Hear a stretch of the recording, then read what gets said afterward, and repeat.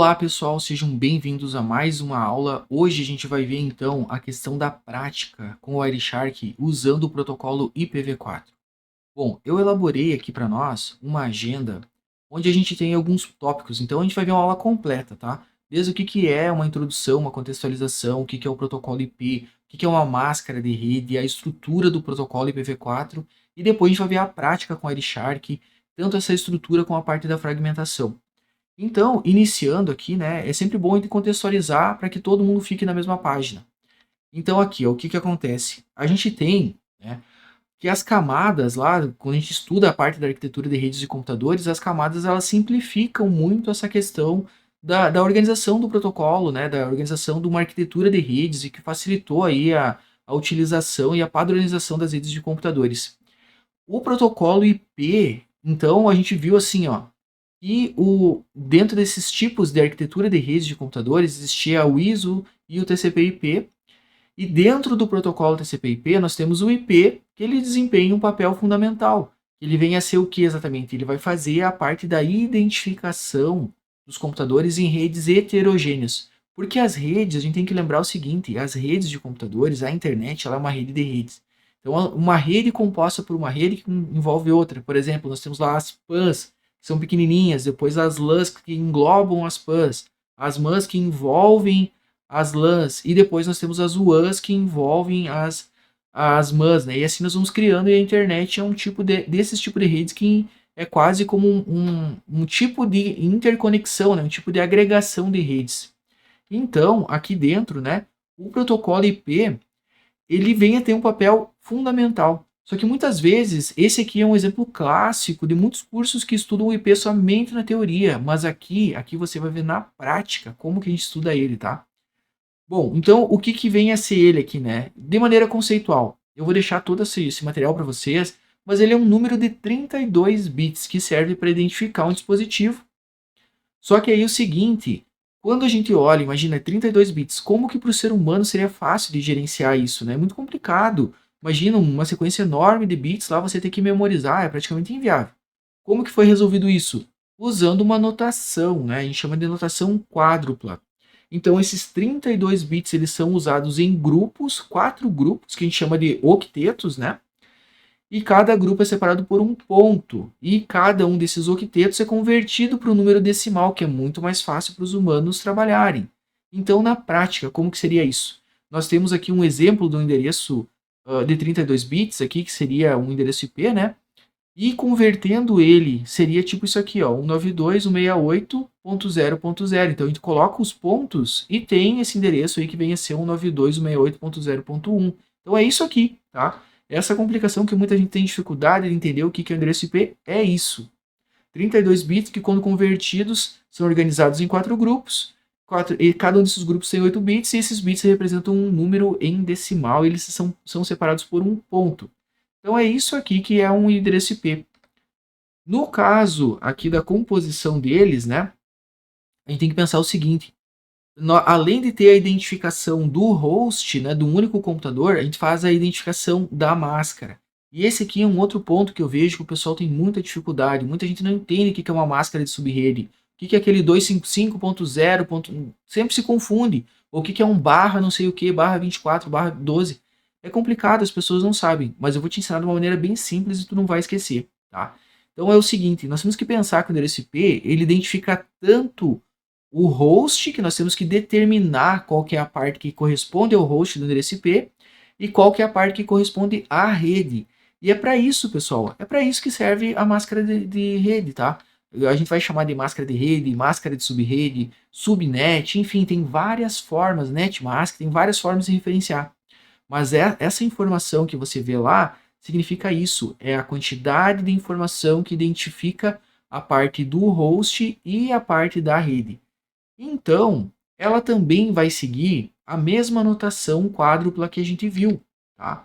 Então, aqui, como que fica? Nós temos o endereço IP 10.10.1.22, por exemplo. Né? Nós temos essa parte da conversão, que a gente já conhece, né? E nós podemos ter uma máscara, vocês podem ver o seguinte, ó. Quando eu tenho o equivalente a todos os números 1 aqui de uma parte desses meus octetos, ele significa o 255. É só isso, tá? Então veja o seguinte, nesse caso aqui, eu posso ter um endereço IP, que é esse 10.10.1.22, e eu tenho uma máscara de rede que vai identificar que toda essa parte que tem o 1, ela simboliza o endereço da rede. Então significa que a minha rede é a 10.10 nesse caso, tá? E o host vai ser representado pelo 1.22. É isso. E a máscara de rede vai ser o 255.255.0.0.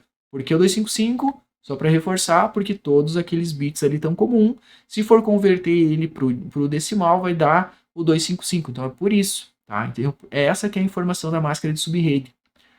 Muito bem. Então, aí surge uma outra questão, né? Que é o que é os barra 20, 20 alguma coisa, barra 12, barra alguma coisa. É simples, pessoal. É uma forma diferente de falar da máscara de subrede.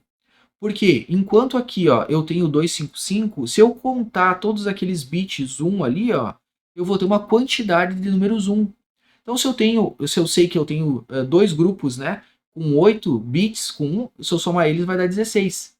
Então nesse caso, eu poderia dizer que a máscara de subrede desse computador aqui é um barra 16. Então ele é um 10.10.1 barra 16, que é o equivalente ao 255.255.0.0. Entenderam? É simples, é só isso. Se tivesse um número menor, digamos que fosse aqui, ó, 255.0.0.0, aí seria um barra 8. Por quê? Porque a identificação da rede seria só a primeira parte do endereço IP, que seria o 10. Então é isso que é um barra 8. Existe uma teoria por trás? Sim, existe. Que é tirar ali, né, as classes dos endereços IP. Porque no início da internet existiu o seguinte, como existia assim uma quantidade de endereços IP em abundância, foi pensado em classes, a classe A, a classe B, classe C, D, vai até aí, tá? E aí foi colocado uma quantidade de endereço IP para cada classe. Só que depois começou a se exaurir esses endereços IP e foi preciso pensar numa outra forma de se ter essa questão do gerenciamento ali dos números, da identificação das redes. E aí se surgiu-se essa nova forma de se pensar, que é tirar as classes e ter uma forma mais dinâmica. Então, a questão é a seguinte: nós podemos ter, por exemplo, lá um barra 8 que vai ter uma quantidade absurda de hosts ali, né? 16.777.214 hosts, é uma quantidade enorme. O barra 16 vai ter ali 65.534, um barra 24, que seriam 255.255.2550, né? Ele vai ter 254 hosts, então uma quantidade bem menor. Então a gente pode ir jogando com esses barra alguma coisa para ter a nossa máscara de rede. Então, de uma maneira bem simples, é isso aí, tá?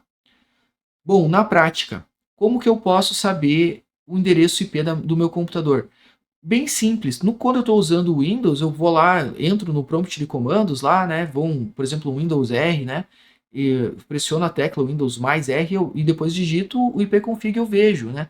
E no Linux eu digito o ifconfig. É bem simples de se fazer, a gente pode fazer aqui rapidinho, né?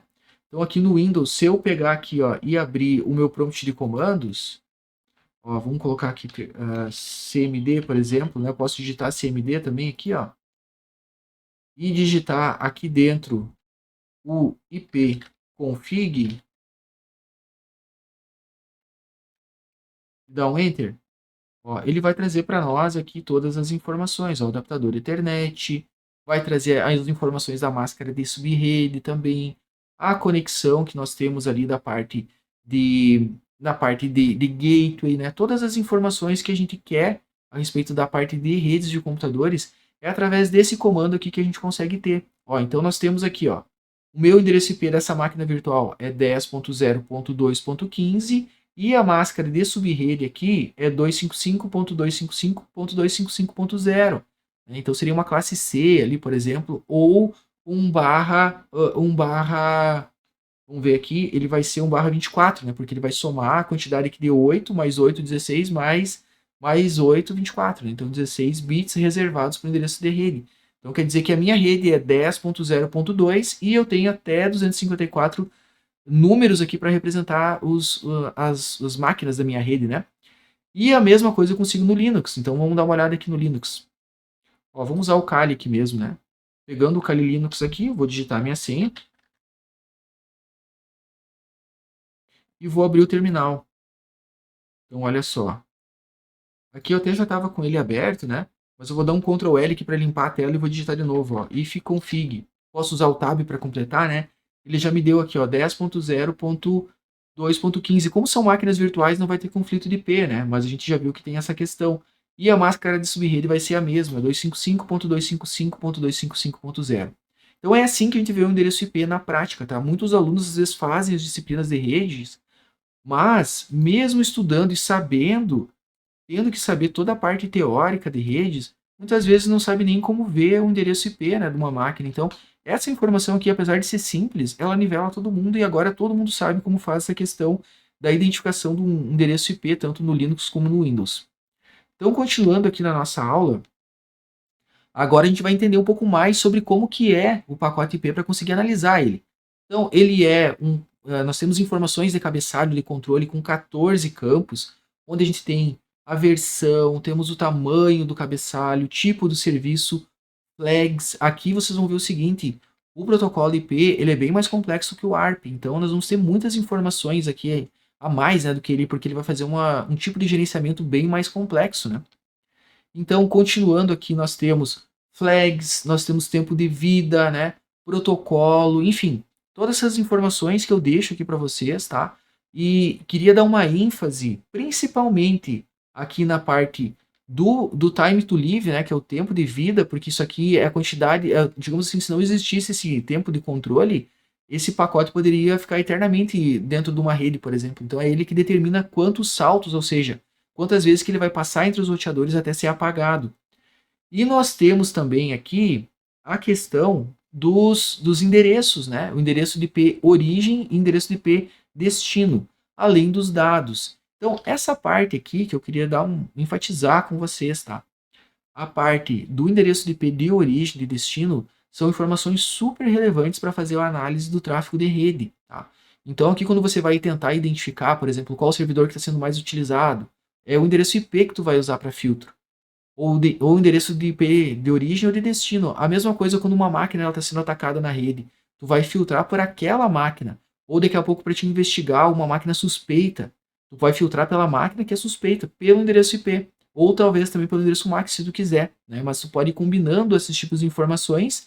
E aqui na parte da camada 3, a camada de rede, é essa parte do endereço IP de origem e de destino que é super relevante. Então, continuando aqui, eu deixei para vocês aqui o quadro, né, com todas as informações, como que elas estão disponíveis dentro do cabeçalho.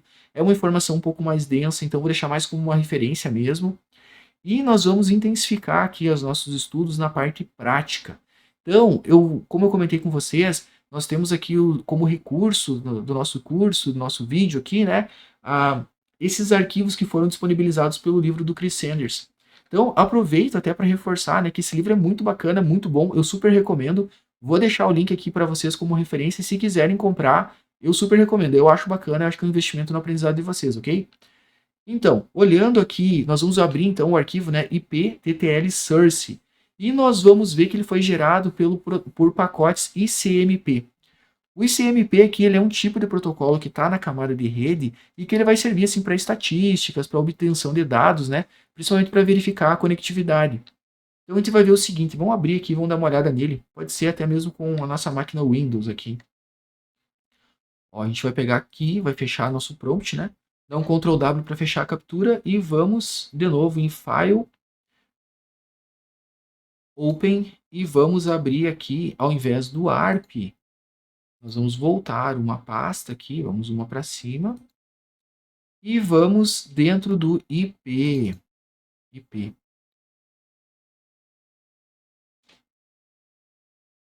Aqui dentro, então, nós temos ó, o IP, TTL, source e o destination. Então, vamos abrir o source primeiro para a gente olhar.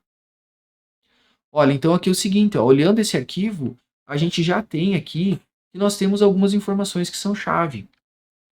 Primeiro delas, nós temos aqui ó, a parte do endereço IP de origem e destino, né? Então, a origem é o 10.10.0.3, destino 192.168.0.128 e o tipo aqui de protocolo ICMP. E ele está nos dizendo na informação ó, que é um tipo de ping que foi dado. Então, ele passa aqui as informações ó, de TTL aqui, né, que é o tempo que demorou e tudo mais, né? E nós temos aqui, ó, então as informações do protocolo IP. Então nós temos aqui, ó, Internet Protocol version 4, né? Versão 4 do protocolo IP. Temos o SRC, que é o endereço IP de origem, que é o 10.10.10.0.3. O endereço IP de destino, que é o 92.168.0.128. Em nível aqui, ó, da camada de enlace, né? Fazendo uma analogia lá com as arquiteturas de rede, nós temos o endereço MAC de origem aqui, de destino. Agora estamos vendo informações da camada de rede do protocolo IP, né? E temos todas aquelas informações de cabeçalho que nós vimos, né? Descritos aqui é o tipo do protocolo, que é o ICMP, os tamanhos totais, né? O tipo de versão. Temos o time to live aqui é o 128. Então todas essas aqui são informações que temos a respeito dessa questão do protocolo TTL de origem. Vamos dar uma olhada agora no destino aqui também, tá? Então a gente pode fechar com o Ctrl W e vamos abrir agora o TTL, mas o TTL de destino. Vamos dar uma olhadinha nele aqui como é que ele é.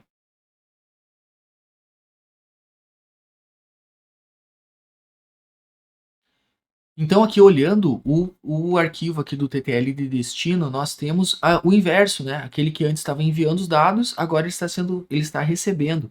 É como se nós tivéssemos capturado essa mesma informação na origem, né, de quem está enviando os dados e quem está no destino. Então é a mesma informação, só que de perspectivas diferentes. Então aqui a gente já tem uma visão geral de como que funciona, né, o TTL. E notem o seguinte, que antes nós tínhamos o TTL como 128, agora ele é 127. Por quê? Porque ele já passou por um processamento. Então ele é diminuído desse número aqui até zerar, que daí o pacote ele é descartado. Então aqui, pessoal, eu deixei para vocês, tá, na prática 1 aqui, todas as informações que elas são relevantes para vocês entenderem o que é relevante, né? Essa questão da versão, do tamanho dos cabeçalhos, o time to live na questão do envio, e depois também aqui na prática 2 em relação ao destino, né? Então a gente vê aqui que ele é o 127 e eu deixei aqui em evidência para vocês podem testar em casa, vocês precisam chegar na mesma resposta, tá? Muito bem. Agora eu queria abordar um outro ponto com vocês, que é a fragmentação. Bom, o que é a fragmentação? A gente comentou que a internet ela é uma rede de redes, né? Então, vai ter algumas dessas redes que ela vai ter uma capacidade de transmissão maior e outras que vai ser uma capacidade de transmissão menor. E aí, nesse ponto, é que entra a questão do como que os dados são fragmentados e quebrados para que eles possam passar por dentro dos enlaces das redes, né? Que é quase como se fosse um cano. Vamos fazer uma analogia aí, como se fosse uma comunicação líquida, né? Uma água, por exemplo, nós teríamos os canos. E o que determina a bitola do cano aqui, para nós, em termos de dados, seria o MTU, que é o Maximum Transmission Unit, ou unidade máxima de transmissão. E aí, nesse ponto, o MTU ele pode variar. O padrão dele é 1500 bytes, mas às vezes não vai ser, ele vai precisar de adaptação conforme as características de cada rede. Ou, teoricamente, ele é flexível para isso. Ele pode variar conforme, vamos fazer essa analogia aí, capacidade do canal ou bitola do cano de água, por exemplo, né? Então, aqui no nosso caso, nós temos, né, essas informações de como que acontece a questão da fragmentação. Basicamente é o seguinte, o dispositivo transmissor ele vai comparar a sua transmissão de dados com a MTU da interface que vai transmitir. E se o tamanho dos dados for maior que se ele for maior que a MTU, que é aqueles 1500 que é o padrão, ele vai fragmentar, ou seja, ele vai quebrar ainda mais esse pacote. Bom, então isso é muito importante. A gente quer dizer o seguinte, que a fragmentação ela vai determinar quando que a gente precisa quebrar esses pacotes em unidades ainda menores. Por isso que a gente vai ver ele aqui no IP. E é o protocolo IP que determina isso. Então aqui é o seguinte, ó, nós temos, né, uma determinação mais passo a passo de como é que ele acontece aqui, onde o dispositivo divide os dados no número de pacotes necessários, aí temos os tamanhos total, ou seja, todo o enquadramento que é feito na parte técnica para viabilizar essa fragmentação. E agora nós temos aqui na prática uma questão bem interessante de ver como que acontece a fragmentação. No arquivo aqui pfrag source, né, pcap, nós temos aí 3 pacotes e nós vamos ver que a informação, o fragment offset aqui, né, ele vai sofrer algumas modificações. Ou seja, nós vamos ver a nossa MTU sendo de 1500 bytes sendo diminuída, né? Por quê? Porque ela tem que fazer ela vai sinalizar a existência de fragmentos, né? Como que é feito isso aqui de uma maneira bem simples? Nós vamos vendo através dos pacotes que vão sendo somadas as quantidades dos MTUs lá. Então, lá no terceiro pacote, a gente vai ter uma MTU equivalente a 2.960, tá? Enquanto que lá no início nós temos só uma flag, que é o More Fragments, que vai sinalizar a existência de fragmentos. Vamos dar uma olhada então na prática para ver como é que funciona? Então, aqui dentro do Windows, né, eu vou fechar minha captura, vou abrir a outra captura aqui que vem a ser essa dos fragmentos. Então é esse aqui, né, ipfrag. Vou abrir ele aqui, eu vou ter que ter 3 pacotes aqui dentro, principais, né? E nós vamos ficar bem atentos à questão da fragmentação. Ó. Nós já temos aqui algumas informações, ó. IP fragmentado, né? ICMP1 tal. Então, a gente vai vendo aqui o 2 também, ó. Vamos tentar dar uma olhada aqui para ver no primeiro pacote se a gente acha a questão aqui dos cabeçalhos que mostram, ó, o more fragments aqui, ó. Então aqui nós temos a indicação de que vai existir a fragmentação, né? Nós temos a origem para o destino, né? Do 10.10.0.3 para o 192.68.0.128. Nós temos os tamanhos do pacote aqui, né? E nós temos o off aqui, ó, que está dizendo que está como 0 no primeiro pacote. O segundo pacote, a gente já vai ver aqui que nós temos a informação, ó, que ele é do total de 1480, o off. Ou seja, nós temos aqui a informação do MTU que ele está fazendo essa fragmentação, enquanto que no terceiro a gente vê que o more fragments aqui ele chegou a 2.960, ou seja, são dados, né, que vão mostrar o como que foi feita essa fragmentação e vem de encontro essa necessidade do protocolo IP de fazer essa questão de ajustar o tamanho dos pacotes para fazer com que eles passem através das redes. Bom, então aqui ó, eu deixei para vocês anotadinho, né, cada um desses pacotes, todas as informações que vocês podem fazer aí na prática e verificar como que deu certo para vocês, tanto no pacote 1 como no pacote 2, inclusive aqui no pacote 3 também, né.